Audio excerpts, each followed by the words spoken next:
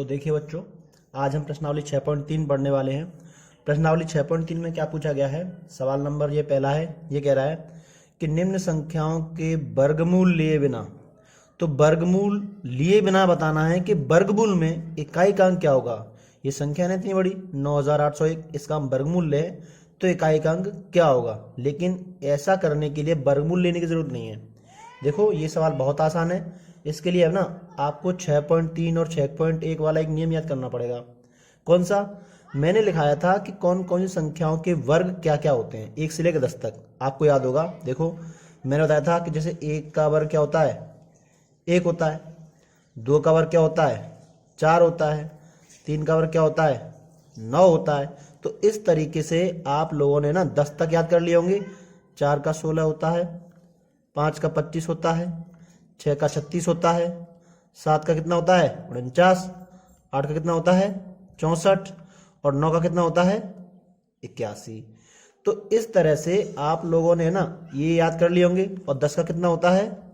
100 होता है। तो आपने एक चीज इसमें क्या देखनी है, ये देखनी है। देखो 1 का वर्ग करने पर 1 आता है, 2 का करने पर 4, 3 का करने पर 9, 4 का 16, 5 का 25, 6 का 36, इस तरह संख्या आ रही थी ना। अब इसमें वर्ग तो पूछ नहीं रहा, ये क्या पूछ रहा है? वर्गमूल। तो वर्गमूल लेने के लिए क्या है? उल्टा पढ़ लो।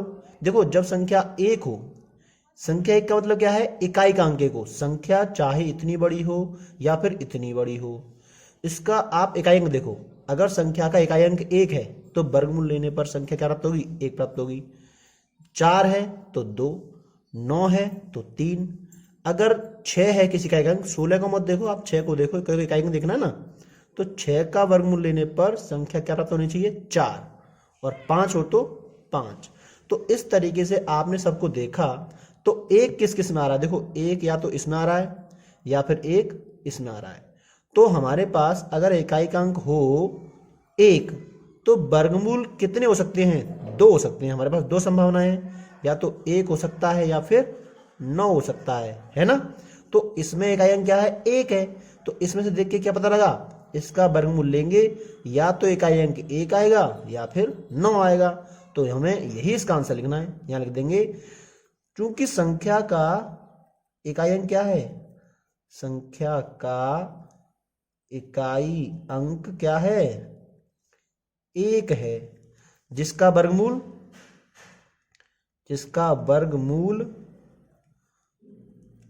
लेने पर या तो 1 प्राप्त होगा या फिर 9 प्राप्त होगा, है ना। दो संभावना है। तो इसका आंसर क्या हो जाएगा? 1 या फिर 9 हो जाएगा, है कि नहीं। इसी तरह इसमें देखो इकाई अंक क्या है? 6 है। तो इकाई अंक 6 होता है तो क्या क्या संभावनाएं हैं? तो देखो यहां देख के पता चला है, 6 हो तो या तो 4 आ सकता है, 6 हो तो या फिर 6 आ सकता है। तो 2 संभावनाएं, या तो 4 आएगा या फिर 6 आएगा। तो यहां भी लिखेंगे कि संख्या का इकाई अंक क्या है? 6 है। जिसका वर्गमूल लेने पर या तो हमें क्या प्राप्त होता है? 4 प्राप्त होगा या फिर कितना प्राप्त होगा? 6। तो इसके क्या आंसर आ सकते हैं? 4 या फिर 6। ये और ये तो एक समान है ना। तो इसका तो आंसर यही हो जाएगा, सेम टू सेम, 1 या फिर 9। इसमें क्या क्या आ सकता है? 5 है। देखो 5 की संभावना सिर्फ और सिर्फ 1 होती है, वो भी 5 है। तो इसका आंसर क्या आ सकता है? इसका तो सही 5 ही आएगा बस, ठीक है। अब आ जाइए दूसरे सवाल पर। दूसरा सवाल क्या कह रहा है कि बिना वास्तविक गणना किए बताइए कि निम्न में से कौन सी संख्या पूर्ण वर्ग है और कौन सी नहीं है। वैसे तो आपको ये बताना है कि कौन सी पूर्ण वर्ग नहीं है ना, लेकिन हम दोनों बता देते हैं, कौन सी पूर्ण वर्ग है और कौन सी नहीं है। देखो कैसे पता चलेगा? इसका भी यही से पता लग जाएगा आपको, ठीक है। कैसे? देखो पूर्ण वर्ग होने पर, ये सब वर्ग है ना, तो हमें कुछ संख्या प्राप्त हो रही है। तो किसी भी संख्या का वर्ग करें तो क्या प्राप्त हो सकता है? या तो 1 आ सकता है, 4 आ सकता है, 9 आ सकता है, 6 आ सकता है, 5 आ सकता है। इसके अलावा कोई संख्या है? 0 आ सकता है बस। तो अगर संख्या का वर्ग करें तो हमारे पास क्या संभावना है? 4 ही संभावनाएं हैं। या तो हमें 1 प्राप्त होगा, या हमें 4 प्राप्त होगा, या हमें 5 प्राप्त होगा, या फिर हमें 6, या फिर 0। तो यही संभावनाएं है हमारी, है ना, वर्ग करने पर। तो ये पूछ रहा है कौन कौन सी पूर्ण वर्ग नहीं है, तो सीधा सा आंसर है इसके अलावा जो भी संख्याएं बच रही हैं अगर वो आती हैं तो पूर्ण वर्ग नहीं है, और अगर ये आती हैं तो पूर्ण वर्ग हैं। तो देखो यहाँ क्या है, 3 है, क्या 3 इनमें से है? नहीं है ना, तो इसका मतलब ये कैसी है, ये पूर्ण वर्ग नहीं है। तो यहाँ लिख देंगे चूंकि इस संख्या का इकाई अंक क्या है, इस संख्या का इकाई अंक 3 है, तो इसलिए कैसी है, ये पूर्ण वर्ग नहीं है।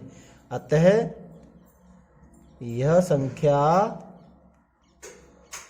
पूर्ण वर्ग नहीं है।